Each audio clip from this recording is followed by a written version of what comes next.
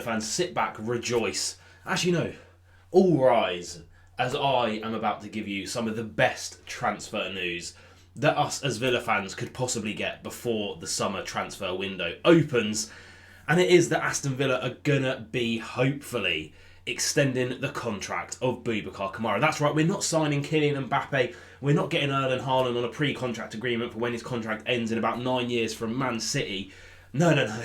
We are going to tie down, for my money, one of the best and most influential players in the Aston Villa starting 11. We signed him for free a few years ago. His contract is now up next year and we are going to be extending it. Talks have begun, but let's have a look at why I think that this could be the most important transfer we can do in the summer 2025 transfer window. And if you are enjoying all the Aston Villa Premier League and football content in general, be sure to leave a like, subscribe down below so you do not miss a thing on this channel. But let's have a little chat about Boubacar Kamara and why this is just fantastic news. So first up on the screen, you can see what for my money would probably be, and this is excluding loans, obviously Rashford isn't in there, Asensio isn't in there, players that could very well be part of our starting lineup for next season. But I think if everyone's fit, and we're looking at players purely that we've got signed permanently on the books right now, that's probably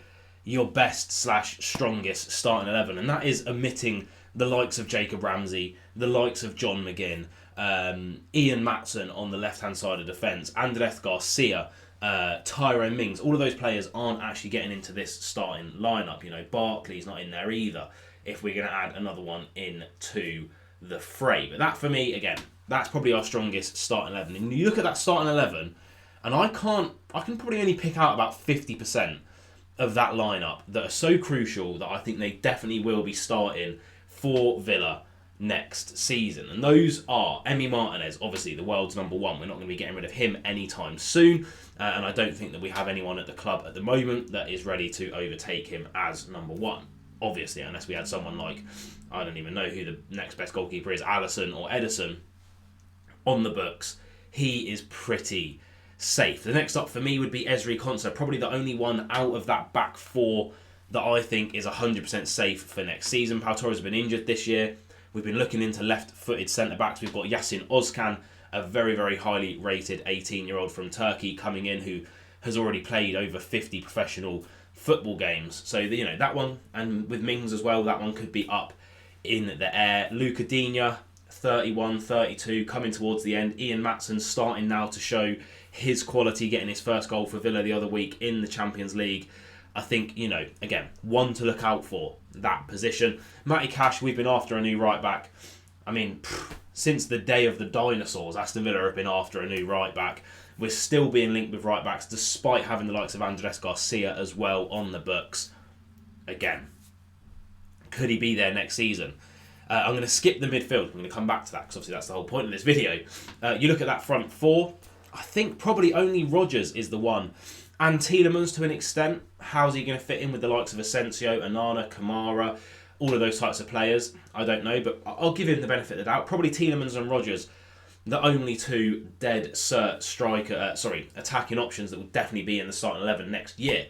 Ollie Watkins, yes, he's been fantastic for us over the past few seasons, but we have Donyell Malen on the books, and I just have a feeling that Aston Villa are going to be clever and at least give it a go to go for Jonathan David in the summer for a free transfer. Leon Bailey, so up and down this season, anything could happen with him. I really don't know. And then you move into the midfield. I don't even think that Onana is a dead cert to start football games for Aston Villa next season. Why?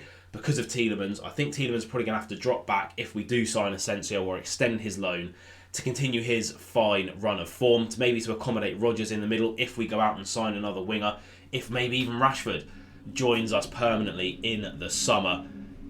And that brings us on to Boubacar Kamara.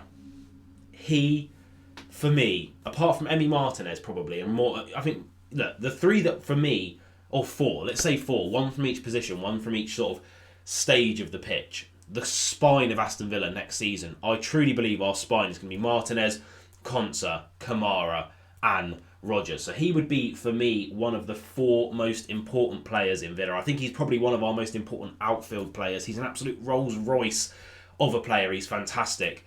And we have to keep him. You'd think, right, that Kamara, his stats must be outrageous for all of us to be this excited about him. Well, he is the true definition of the eye test, because you look at his stats here, if we actually quickly scroll through them, an average rating this season of 6.83. He started 13 games, only played 17 due to injury, obviously at the start of the season, 1,000 minutes.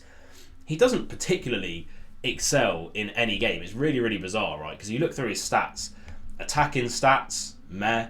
Yep, the pass accuracy, fantastic, 90%. Long ball accuracy of 54%. Successful dribbles, 8. Dribble success isn't fantastic. His tackle success isn't fantastic. His duels 1 is pretty good. Aerial duels, pretty good. All of his stats wouldn't suggest that he is important as he is. But again, if we go back to what I had on the screen a little bit earlier, you can see the old tactic board. What Kamara does, he's effectively the key to unlocking how Unai Emery wants Aston Villa to play football. Because Unai Emery is a very, very big fan, as we've seen. Maybe not so much with Bailey, but if Rodgers or Ramsey are out on the left, and I think we're probably going to look at a player on the right, perhaps when we get a new right back in. Again, this is all ifs, buts and maybes, but if we get a new right back in, we might be looking for a player again here who can cut in and almost be an inside number 10. And then, let me just move Tielemans up here.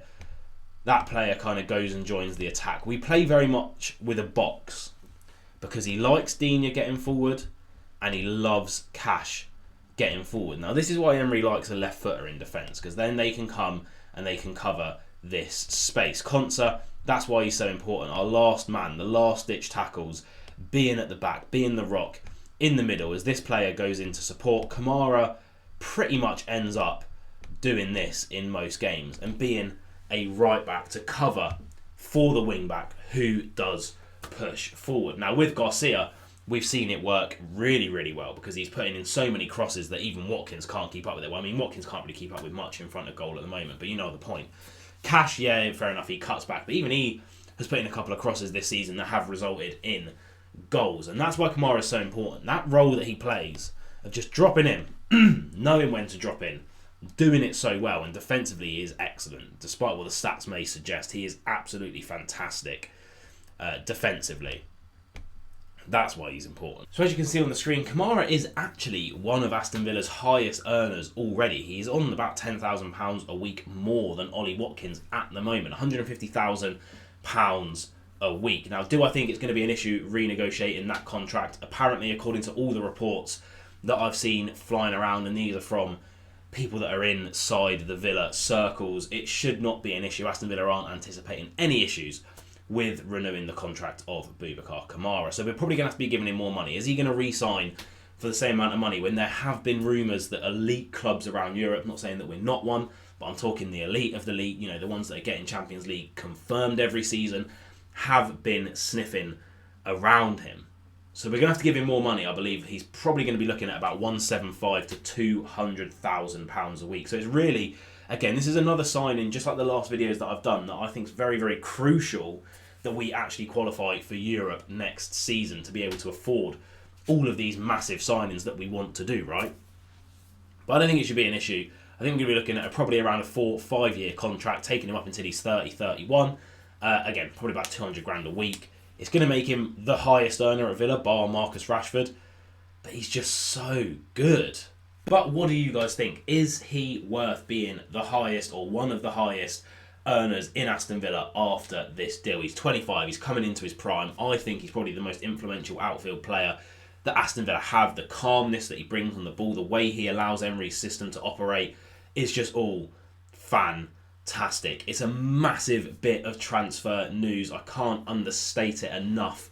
I think if we manage to sign him to a new contract and get Jonathan David for free, maybe Axel Dizazi coming in to add that bit of defensive structure that Aston Villa need, that aggression that Aston Villa need, and maybe a new attacker or two, Asensio, possibly one more. Kamara is a key that unlocks Emery's full tactical potential, and I think this is brilliant.